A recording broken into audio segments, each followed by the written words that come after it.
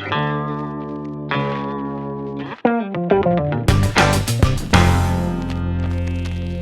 जी, नमस्कार। नमस्कार नमस्कार। सर, महाभारती के मंच पे हाँ, हाँ रमाकांत साहब आपका, काशी कांत जी आपका और सोनी साहब आपका बहुत बहुत स्वागत। जैसा कर्म करोगे वैसा फल देगा भगवान। और बच्चों से लेके बूढ़ों तक तरह तरह के नाना प्रकार के डाउट्स रहते हैं सनातन धर्म के बारे में। और बड़ों को तो नहीं, मगर आओ बच्चों तुम्हें दिखाएं झांकी हिंदुस्तान की। 2 नवरात्रि होती हैं। दुर्गा माँ के 9 रूप होते हैं। रावण के 10 मुख की बात की गई है। ये सिंबॉलिक है या वास्तविक है? इसी तरह बानर सेना की भी बात हम लोग करते हैं। ये कितनी सिंबॉलिक है या कितनी वास्तविक है? तो सर, चर्चा को प्रारंभ करने के लिए मैं सबसे पहले रमाकांत साहब से चाहूँगा कि जो मुझसे त्रुटि हो गई हो उसमें कुछ ऐड करते हुए काशी कांत साहब से आप प्रश्न करें और चर्चा को आगे बढ़ाएं। मैं सर्वप्रथम मैं ये जानना चाहूंगा कि 105वें सर्ग में वाल्मीकि रामायण के उन्होंने वाल्मीकि जी ने ये कहा है कि अगस्त ऋषि आए जब राम रावण का युद्ध अपने चरम पर था। तो उन्होंने देखा कि ये मर तो रहा नहीं है। तो अगस्त ऋषि आए और उन्होंने ये कहा कि अब बहुत हो गया। आप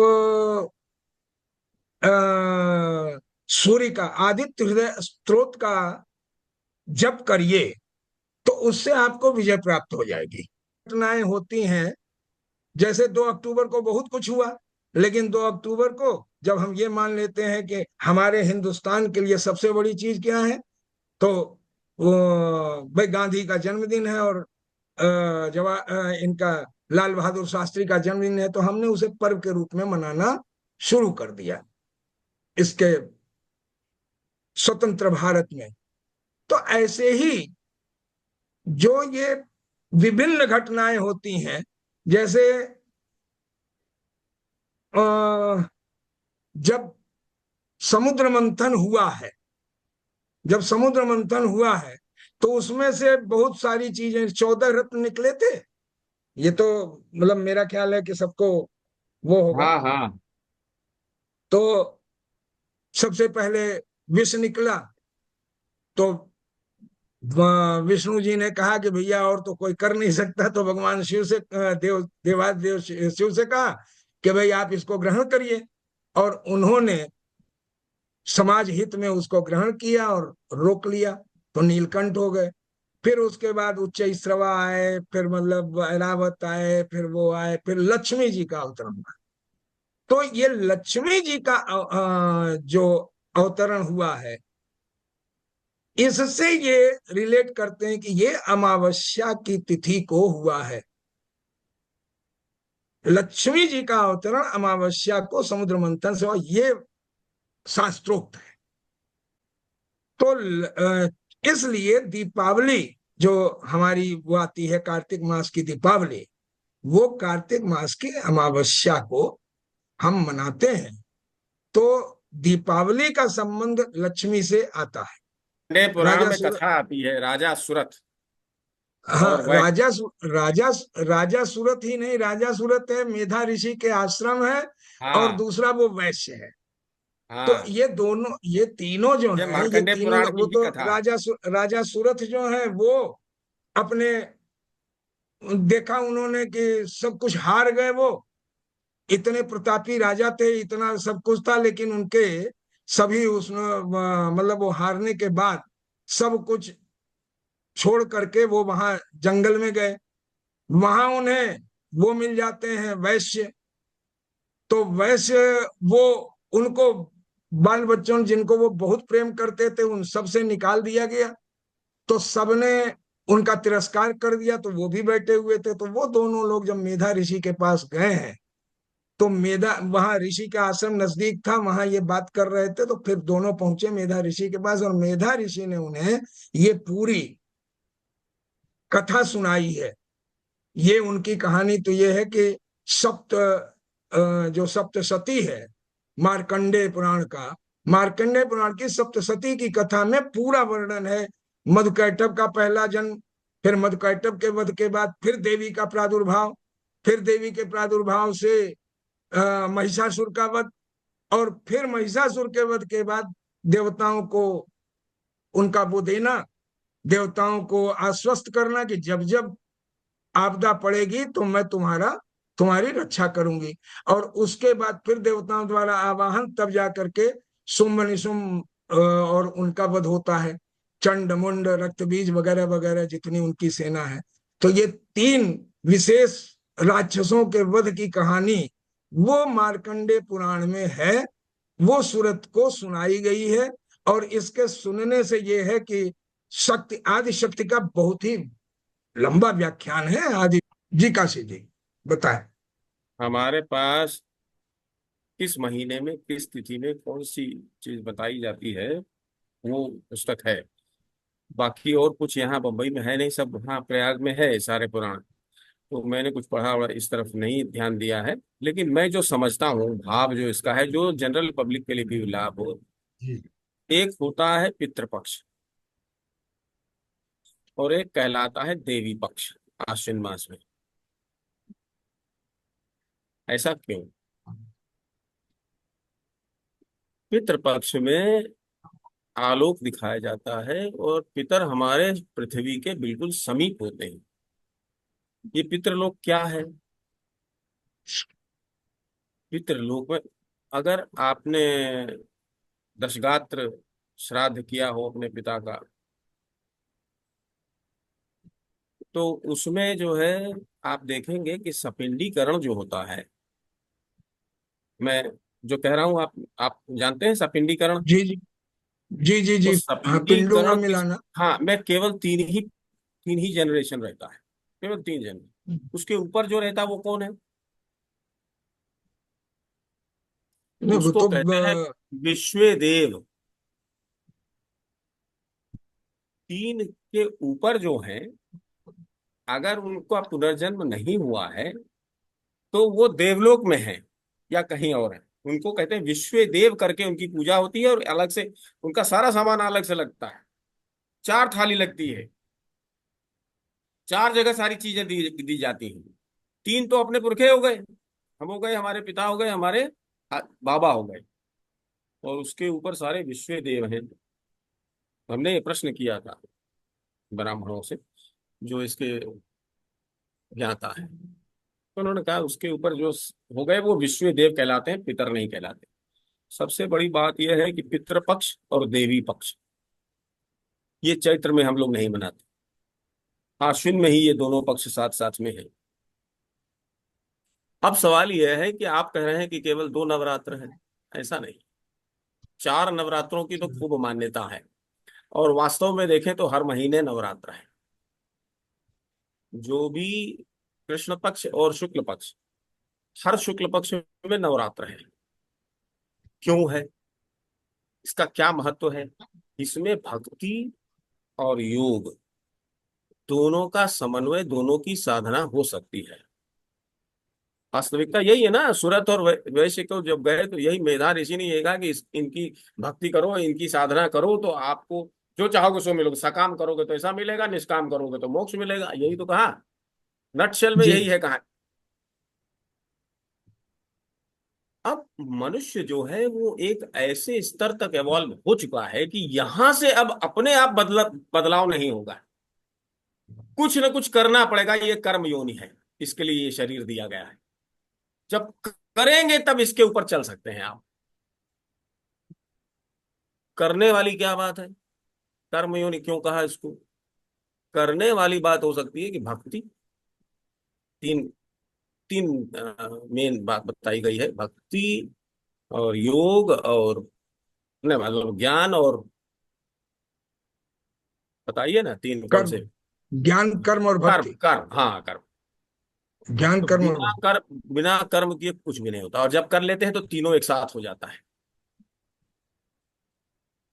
तो ये शुक्ल पक्ष में ही क्यों होता है नवरात्र, और पितृपक्ष क्यों क्यों कृष्ण पक्ष में ही होता है, इस पर ध्यान दीजिए। और ये ध्यान दीजिए कि साधना के लिए कैसे उपयोगी है। देखिए अभी भी दक्षिणायन है अपने भारत में, है ना। और शरीर छोड़ने के लिए कहते हैं कि उत्तरायण में शरीर छोड़ो तो ज्यादा अच्छा होता है। और सबसे बड़ी साधना यही है कि हम शरीर नहीं हैं,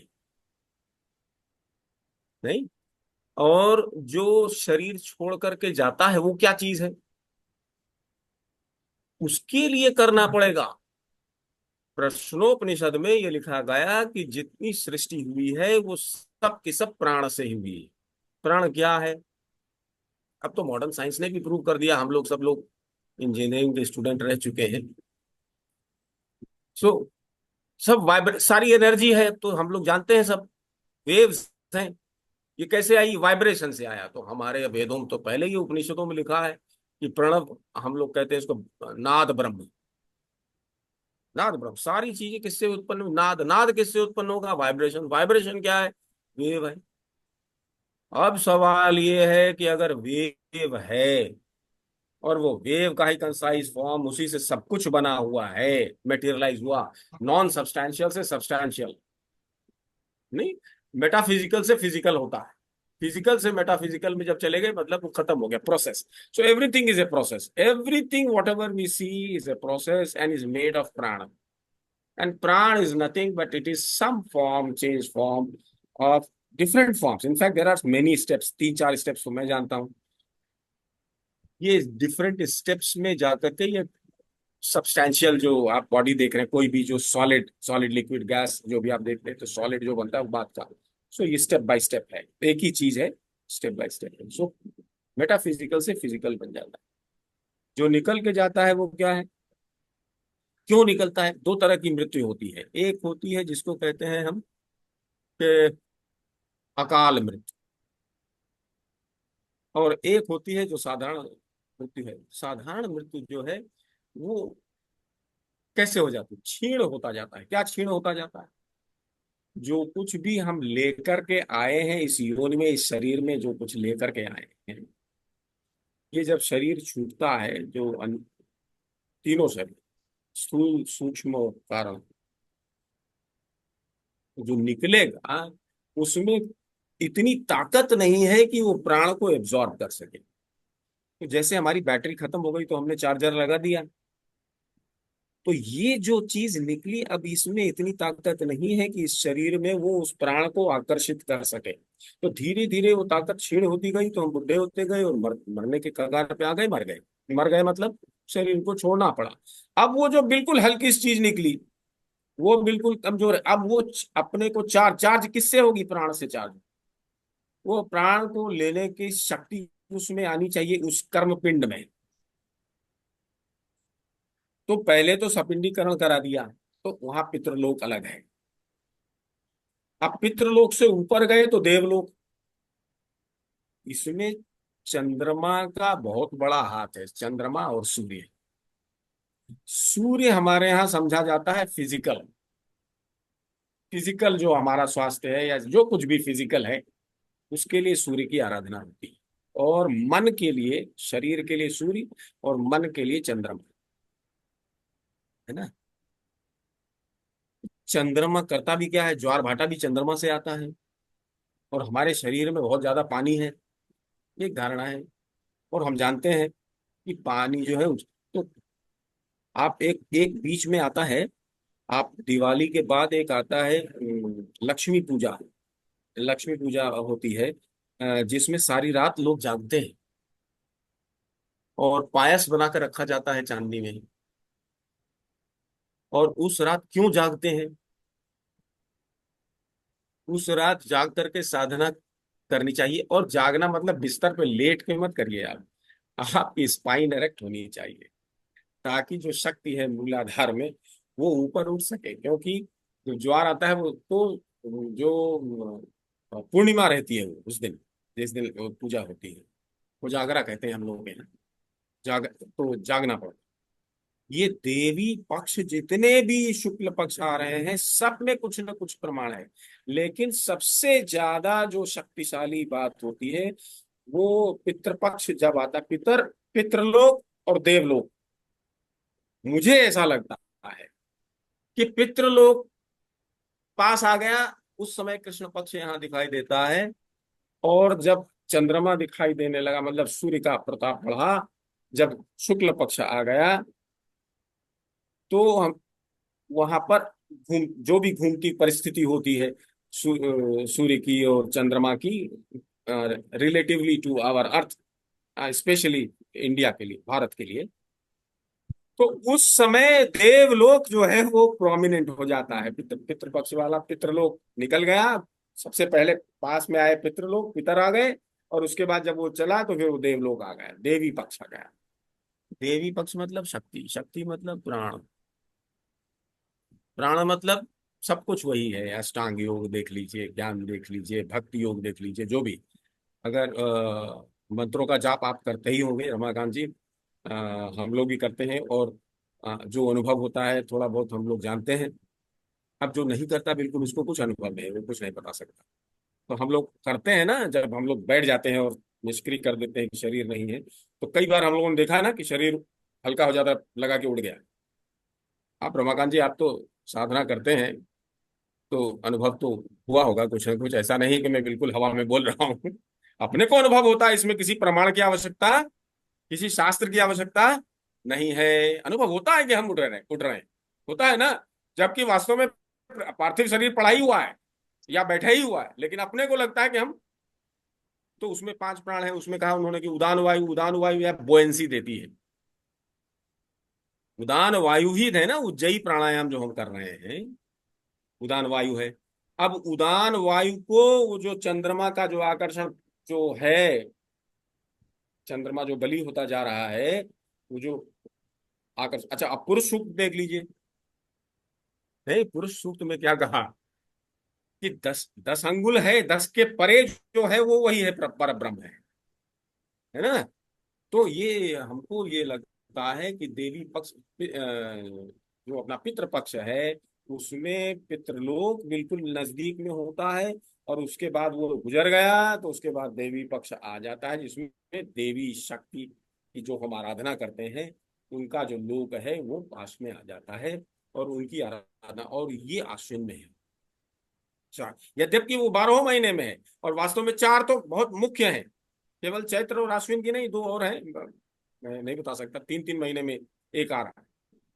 आप अनम्यूट करिए सर, नहीं सुनाई पड़ रही है आपकी आवाज, अनम्यूट करिए। मैं कह रहा हूँ, हाँ, गुप्त नवरात्रि यहाँ है, वो तो माघ में। और 4 के तो, हाँ, 4 तो बहुत लोग जानते हैं, लेकिन हाँ, वास्तविकता यह है कि 12 महीने में हर बार एक बार शुक्ल पक्ष आता है। और हम हाँ, लोग हाँ, जो योग के साधना वाले हैं, हम लोग कहते हैं कि चंद्रमा से मन का संयोग है, और मन से ही, और प्राणायाम जब हम करते हैं तो श्वास प्रश्वास से मन जुड़ा हुआ है, तो वो ऊपर खींच करके लाता है, बुओयंसी बढ़ती है। तो ये सब बातें साधना की हैं, जो कि बहुत सी बात यहाँ नहीं की जा सकती, सब कुछ और सारे। तो आप चूंकि अधिकारी हैं, आप करते हैं साधना, तो आपको अनुभव है। अब ये बात जो मैंने कही, ये बहुत से लोग नहीं मानेंगे, मंत्र जब से क्या होता है।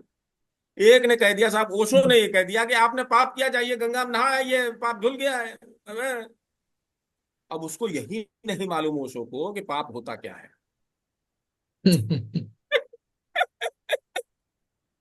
गंगा नहा लो पाप धुल गए, खूब पाप कर लो, चले जाओ गंगा नहा लो, ऐसा नहीं। प्राण प्रतिष्ठा क्या चीज है, तो हम और आप ये जानते हैं कि चाहे वो सॉलिड हो, लिक्विड हो, गैस हो, मूवमेंट हर जगह है। अब मूवमेंट में जो स्मृति, देखिए, धी, धृति और स्मृति, ये 3 काम है मन के, धी, धृति और स्मृति। तो इसमें महत्वपूर्ण स्मृति है। स्मृति कई प्रकार की होती है। एक तो वो है अवेयरनेस, जो हमने, आपने आप शास्त्र पढ़ा और वो याद है, आपको मालूम है ये हमारा घर है, ये याद है आपको, ये हमारा शरीर है, ये आपको याद है। कुछ चीजें ऐसी याददाश्त है जो जिसके प्रति आप अवेयर नहीं है। नहीं, जैसे वो सदगुरु जी कहते हैं, भाई आपकी नाक जो है आपके परदादा के जैसे है। So the DNA carries that memory. और मेमोरी का इसीलिए जो मंत्र पढ़ा जाता है, जो आचमन करते हैं, वो जल में करते हैं हम, क्योंकि जल में अपनी मेमोरी है। तो जो बात प्रस्तर में भी जो इंटरनल मॉलिक्यूल्स, जो मूवमेंट, रैंडम मूवमेंट है, जो कुछ भी मूवमेंट है, उस मूवमेंट को अगर रिदम देना है, बार बार करेंगे, बार बार करेंगे, तो स्मृति रखने की ताकत उसमें आ जाती है। ये प्राण प्रतिष्ठा होती है। जिस मंदिर में पूजा ना होती हो वहां जाने से कोई लाभ नहीं मिलने वाला है। लेकिन जिस मंदिर में आप रोज रोज जा रहे हैं, उस मंदिर के मूर्ति का आप जो अभिषेक करते हैं, अभिषेक का क्या महत्व है? वही महत्व है कि उसमें जो दो चीजें, मनुष्य में पांच हैं, आ गई हम लोगों में। उस प्रस्तर में दो बातें फिर भी हैं। या एक तो स्थिरता है, और दूसरा, जब प्राण प्रतिष्ठा हो गई तो उसमें वो शक्ति आ जाती है कि वो याददाश्त, स्मृति और धी और धृति तो है। तो ये चीज उसमें आ जाती, किसमें? जो आइडल है, जो कुछ भी मूर्ति है, लिंग है, या जो कुछ भी है, अगर इनकी पूजा ना हो रही हो, जिस मंदिर की पूजा ना हो रही हो कभी भी, उसमें ये बात धीरे धीरे क्षीण होती जाती है। तो अब ये बात समझने वाली है कि वो अगर मान लीजिए शिवलिंग है, या मान लीजिए कि शालिग्राम है, तो उसमें जो कुछ भी हो गया, प्राण जो आपने कर दिया, वो जल्दी से नहीं खत्म होगी, मनुष्य शरीर से नहीं खत्म। मूवमेंट हम बहुत बाहर का करते हैं, वो मूवमेंट ने बाहर का नहीं कर रहा, वो अंदर की जो मूवमेंट है, वो मूवमेंट बनी हुई है, मॉलिकुलर मूवमेंट। या हम तो मतलब वही समझते हैं फिजिक्स वाले। लेकिन हम लोग जो समझते हैं कि प्राण प्रतिष्ठा हो गई, मतलब प्राण, मतलब प्राण का इंट्रिंसिक कैरेक्टर क्या है? मूवमेंट। एनर्जी और प्राण में क्या डिफरेंस है? एनर्जी को मूव कराने के लिए स्टिमुलस चाहिए, कुछ ना कुछ पोटेंशियल डिफरेंस या जो कुछ भी। प्राण को कोई स्टिमुलस नहीं चाहिए, इट मूव्स बाय इटसेल्फ। हाँ, इसको रोका जा सकता है बाहर के अक्लूजन से, तरह तरह के मैल से, इससे जिससे रोका जा सकता है। आपने देखा होगा कि सन्यासी लोग जब चलते हैं तो अपना वस्त्र लेकर के चलते हैं, चेयर पे बिठा देते हैं, उस पे बैठते हैं। क्यों? क्योंकि जो कुछ भी वाइब्रेशंस और जो चारों तरफ का जो वातावरण अपने शरीर का है, नहीं, we are all surrounded in a balloon, in an envelope of prana. जो एक ऑरा समझिए, जो कुछ भी लोग कहते हैं, बहुत सी बात, हम तो उसको कहते हैं एनर्जी एनवलप, हम जो पढ़ाते हैं अपने विद्यार्थी।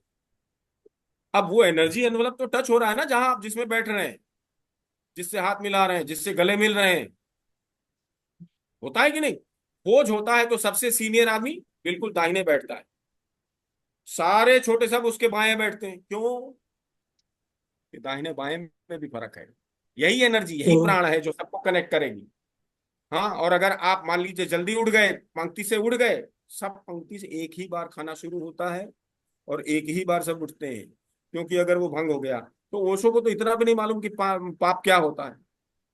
नहाने से अभिषेक हो रहा है, इसका मतलब जो कुछ भी बाहर से चिपका फुटका था, जहां कहाँ कहीं बैठे थे, चेयर पे बैठे थे, किसी के जमीन पे बैठे थे, किसी के आसन पे बैठे थे, किसी से गले मिले थे, सबसे अच्छा धोने वाला, साफ करने वाला, इन सारी चीजों को जो चिपक गया है उसमें, आकर्षण जिसमें हुआ है, वो याददाश्त है। जो कि जिसके वजह हम, आपने किसी को छुआ है, वो भी याददाश्त है। सारे इंप्रेशन जा रहे हैं वहां। नहीं, एक प्रकार की याददाश्त नहीं। Memory is not only of one variety which you know of. Memory कम से कम पांच छह वैरायटी की है। किसी दिन हम लोग मेमोरी पे चर्चा कर सकते हैं। तो वो सब इकट्ठी होती चली जा रही है, तो उसको पानी से बढ़िया कोई धोने वाला नहीं। वो भी बहता हुआ पानी हो तो और अच्छा है, धुल जाता है, वो धुलता है। तो वो धुलने का मतलब ये है कि जो आपने टच वाली जो मेमोरी आई है, जो बाहर अभी अभी लगी है, वो सब धुल जाएगा। उसके बाद आप साधना में बैठिए तो you are your self, isn't it? तो ये जो देवी पक्ष में जो देव लोक है, मतलब पितृलोक तो चला गया, आकर के नजदीक सबसे जब आ गया तो हमने उनको आलोक दिखाते हैं हम लोग। नहीं तो उल्का उल्का भासते हैं, हम लोग बनाते हैं, जिससे कि उसका मंत्र है पूरा कि आइए पितर हमारे यहाँ पर आइए, ये रास्ता मैं दिखा रहा हूँ, और अब जाइए, इससे आपको रोशनी मिल रही है, आप जाइए। दिवाली के दिन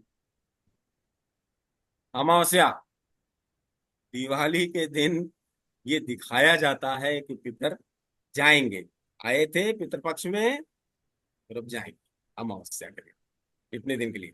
उसकी उसी तरह से देवी पक्ष में देव लोग आता है और उस समय साधना की बात उठती है, क्योंकि पानी का अधिकता है हमारे शरीर में भी, और ये कनेक्टेड है उससे, कर्म से। किस कर्म से? जिससे हम साधना कर, तो सकाम भी कर सकते हैं और निष्काम भी कर सकते हैं इस बात को। अब आप देखिए, दुर्गा सप्तशती में कवच है, पाठ, कीलक है ना, इन सब का पाठ आवश्यक होता है। ये सब साधना की बात है। अगर आप वो करिए ना बात, जो बीज मंत्र वाला, क्या लास्ट में जो है दुर्गा सप्तशती में, वही बात हो जाती है जो किसी भी मंत्र और मेडिटेशन से जो होती है वही होने लग जाता, पूरे शरीर में वही होने लग जाता। मुझे तो अनुभव है, मैं अनुभव बता रहा हूँ, किसी प्रमाण की आवश्यकता नहीं, करके देखने वाली बात है, करके देखने वाली बात। नहीं, मैं जोड़ू, हाँ बोलिए। कवच, कवच जब करते हैं तो बड़ा साहब है कि मतलब सारे शरीर का एक एक अंग और अंदर के सारे अंगों का कवच करते हैं, ये हमारी विद्या थी। ये- पूरी थी नहीं भाई, एनाटॉमी, है। आप ऐसा पूरी क्यों पांडे एनाटॉमी जी कहते विराजमान। थी? सब है, हाँ, करने पूरी वाला चाहिए, एनाटॉमी। करने वाला चाहिए, है ना। वही उसी में एक आदमी खा के चला गया, उसी उसी उसी टेबल पे आप बैठ करके फिर खा रहे हैं, वो जो लग रहा है वही उसी को पाप कहते हैं। अब ये ओशो को कौन समझाए, ओशो चला गया, रहता तो समझाते। तो वो समझने वाला भी था नहीं, जिद्दी था, इतना चालाक, इतना क्लेवर। उसको भी मैंने कुछ दिन पहले दो चार उसके वीडियो देखी, very intelligent, very clever, very good orator, orator भी बहुत जबरदस्त है, बहका देता है। तो एक जाकिर नाइक भी था, है ना, वो भी बहुत बड़ा ओरेटर है और सारे शास्त्रों को याद किया हुआ है, गलत सलत मीनिंग अपनी लगा रहा है।